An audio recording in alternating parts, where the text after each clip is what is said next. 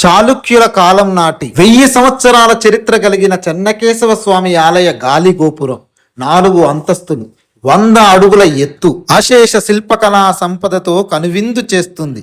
దీని నిర్మాణం 11వ శతాబ్దం చాళుక్యుల కాలంలో జరిగినట్లుగా పురావస్తు శాఖ అధికారులు ధృవీకరించారు. గోపురంపై ఆనాటి చాళుక్య రాజుల సంస్కృతి సంప్రదాయాలతో పాటు రామాయణం, శ్రీరామ పట్టాభిషేకం, మహాభారతం, భాగవతం లాంటి పురాణ ఇతిహాసాలు, క్షీరసాగర మదనం, యక్షులు, గంధర్వులు, కిన్నెరలు, కింపురుషులు, ఆల్వారులు, ఋషులు, మునులు, వాచాయన కామసూత్ర సంబంధించిన శిల్పాలను శాస్త్రీయ విధానంలో ప్రాచీన వైభవానికి సంకేతంగా నిర్మించారు. పూర్తిగా ఇసుకరాతి శిలతో నిర్మితమైన ఈ గాలి గోపురం కొన్నేళ్ల క్రితమే శిథిలావస్థకు చేరుకోగా 2004లో గోపురం మీదున్న శిలా సంపదను తొలగించి పునర్నిర్మాణానికి చర్యలు చేపట్టారు. సామాజిక కార్యకర్త అయ్యంగారు చొరవతో అనేక పోరాటాల తర్వాత గోపురం వైభవం దెబ్బతినకుండా పాడైన వాటిని మాత్రమే తొలగించారు.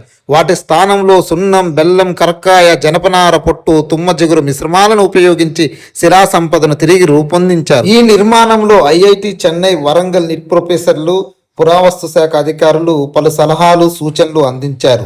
తర్వాతి కాలంలో అప్పటి జమీందారులు మేక ధర్మ అప్పారావు గారు ఆలయానికి పోషకులుగా ఉన్నట్లు ఇక్కడ శాసనాల ద్వారా తెలుస్తుంది.